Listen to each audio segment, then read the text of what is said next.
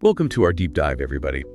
Today we're going deep into Ben Horowitz's The Hard Thing About Hard Things.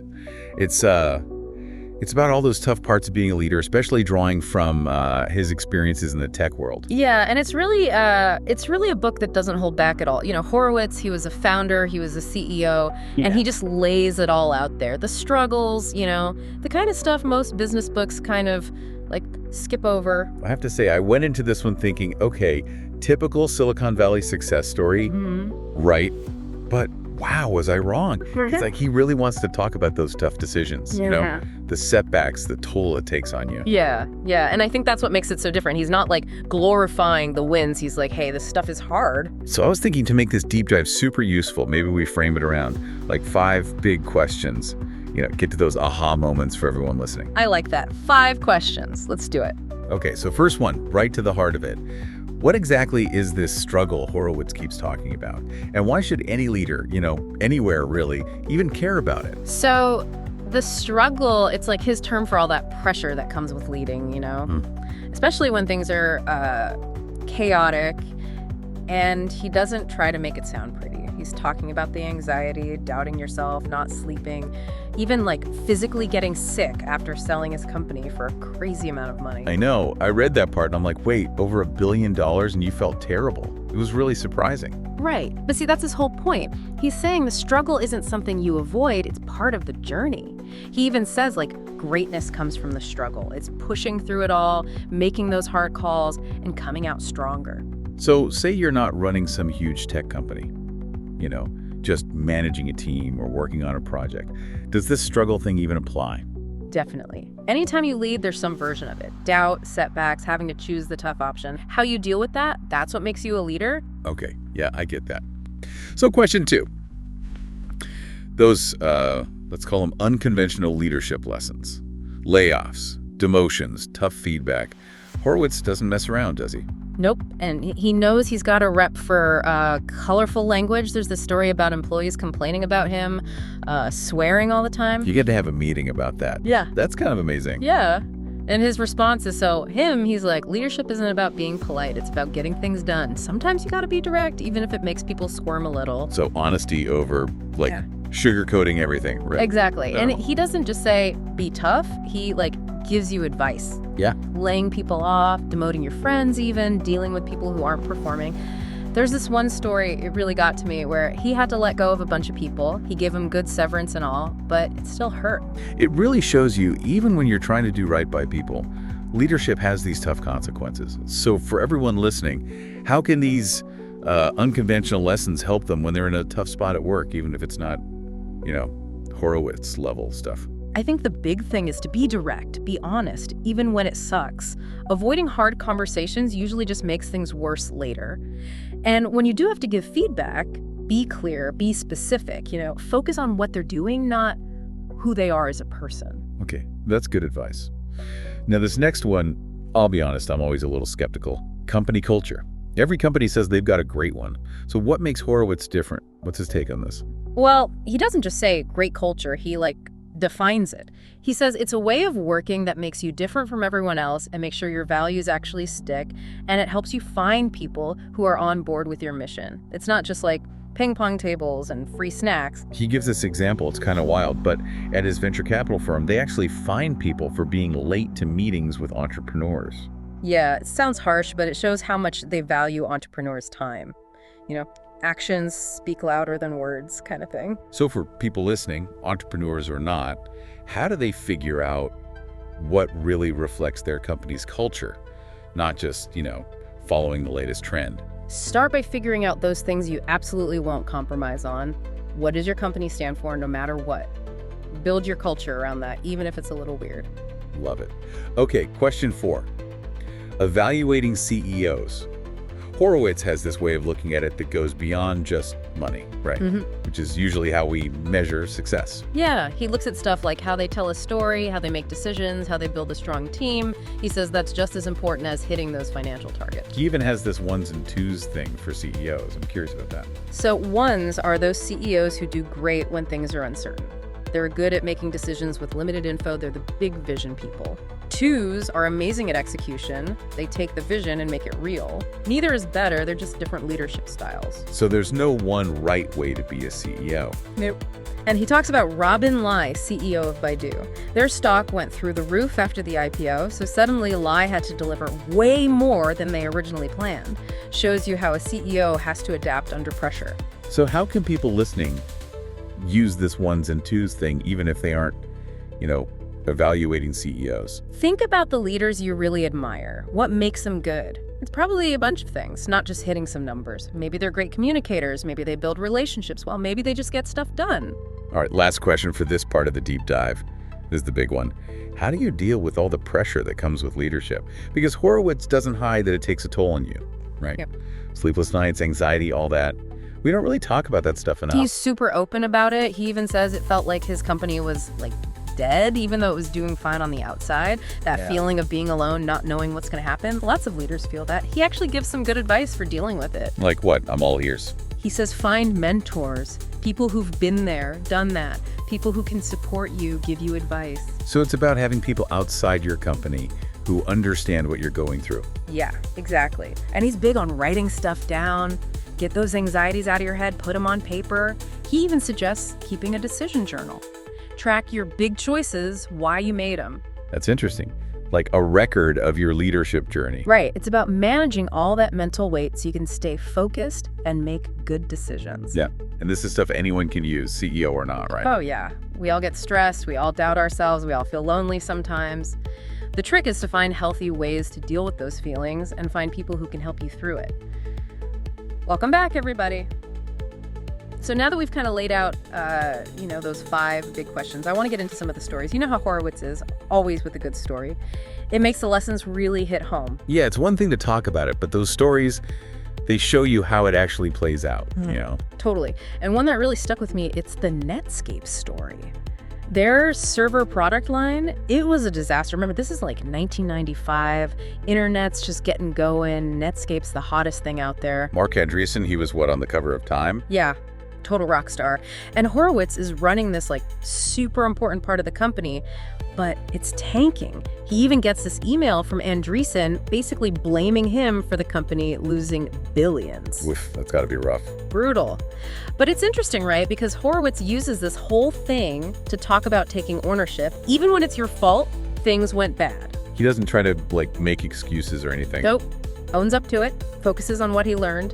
He realized he didn't get how tough it was going to be and made some bad calls. So for people listening, how does that apply to them? It's easy to blame someone else when things go wrong, but how do we get better at taking responsibility? I think it starts with realizing everyone makes mistakes, especially when you're leading. It's not about if you screw up, it's what you do after. Instead of getting defensive, ask yourself, okay, what did I learn? What'll I do different next time? That's how you grow. That makes sense. Another story I kept thinking about was the whole 60 days to live thing with EDS. They were Opsware's biggest client and almost lost them. Talk about pressure. Seriously. They had to fix the problem and make this unhappy customer love them all in 2 months. I love how Horowitz explains how they tackled it. 2 teams, right? Working at the same time. Exactly. One team is fixing the tech stuff that was making EDS mad. The other is trying to find what Horowitz calls exciting value. Something to wow them, show them Opsware cares. So short-term fix and long-term solution, both happening at once. You got it. And the way they found that exciting value, it's wild. It started with this little thing, this EDS exec, Frank, always wanting long layovers at airports. Wait, why? Dude liked hanging out in airport bars. Which, if you think about it, kind of means he hates his job, right? Yeah, I guess so. So they're like, what's making this guy so miserable? Turns out it was this software, Tangram. And then, get this. Opsware bought Tangram, solved the customer's problem by buying the company that was causing it. Total Horowitz move, turning a crisis into a win. It's a lesson in problem solving, in not giving up, in noticing the little things. For everyone out there, think about a time you had to get creative to save something. A project, a relationship, your job even. Sometimes those weird solutions are the ones that really work. What's inspiring is that even when it seems impossible, there's always a solution. It might not be obvious, but it's there if you look hard enough and think differently. Now, we can't talk about Horowitz without talking about company culture. Right. And he's not just talking about, perks and mission statements. It's about always learning, always getting better. And training. He's big on training. He tells the story about Netscape, actually, where at first he didn't want to waste time training his team. Thought it was taking away from the real work. But then he changed his mind. Yeah, he saw how even a simple training document made everyone way better, way faster. Total light bulb moment. It's like that saying, give a man a fish, he eats for a day. Teach him to fish, he eats forever. Exactly. Give your people the tools to grow, everyone wins. So how can people listening actually do that? Prioritize training, I mean. It always feels like an extra, something you do if you have time and money left over. But Horowitz says it's a core investment. Make it part of your culture. Value learning, value improvement. Make time for it, even an hour a week. Give people chances to learn, workshops, mentors, online courses, even just time set aside to pick up new skills. Okay, I like that. Horowitz also talks about this thing called management debt. I hadn't heard that term before. It's like technical debt, in software when you cut corners and it comes back to bite you later. So management debt is like that, but with decisions about how you run things, like things you avoid dealing with. And they blow up later, yeah. Like not firing someone who isn't good at their job. Yeah. You might think you're doing them a favor, maybe you're friends, but you're just making things worse for everyone in the long run. A stitch in time saves 9, right? How can people use this idea of management debt even if they aren't running a whole company? Pay attention to those little problems, the stuff you want to ignore. Are you avoiding a tough conversation? Putting off a new process? Letting small stuff build up? That's all management debt.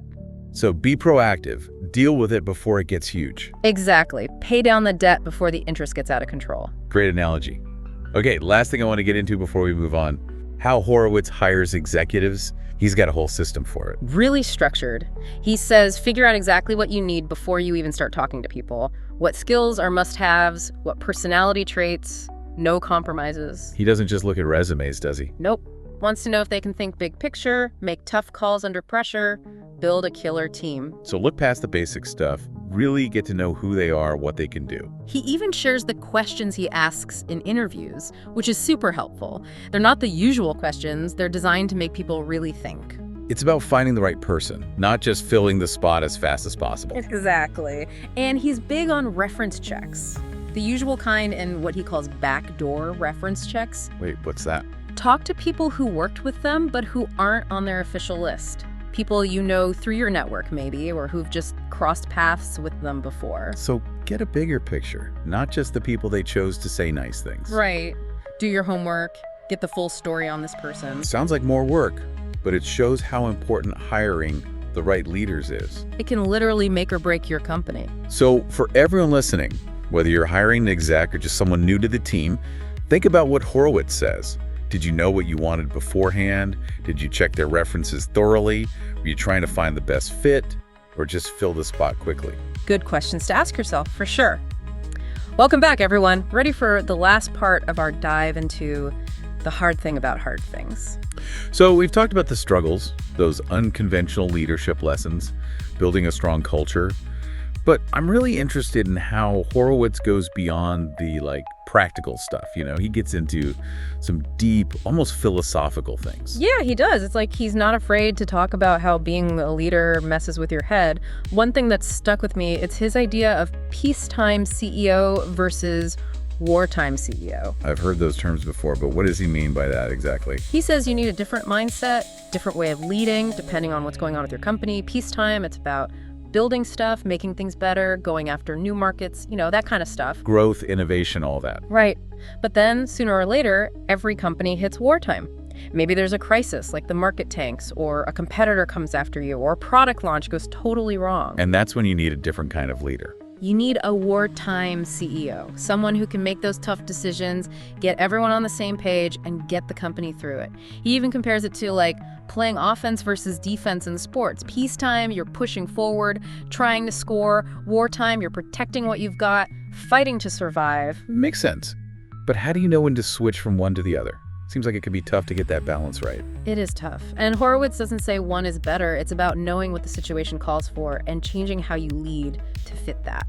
So how can people listening use this peacetime versus wartime thing in their own work, even if they're not, running a whole company? Think about what you're working on right now. Got a big deadline, tons of pressure to deliver. That's wartime. Things pretty stable, focusing on learning new skills, improving how things work. That's peacetime. Adjust how you approach it based on that. Makes sense. Something else that I found really helpful and kind of unexpected was how much Horowitz talks about storytelling. Oh yeah, he's big on that. He says a CEO's main job is to tell a story that gets everyone excited.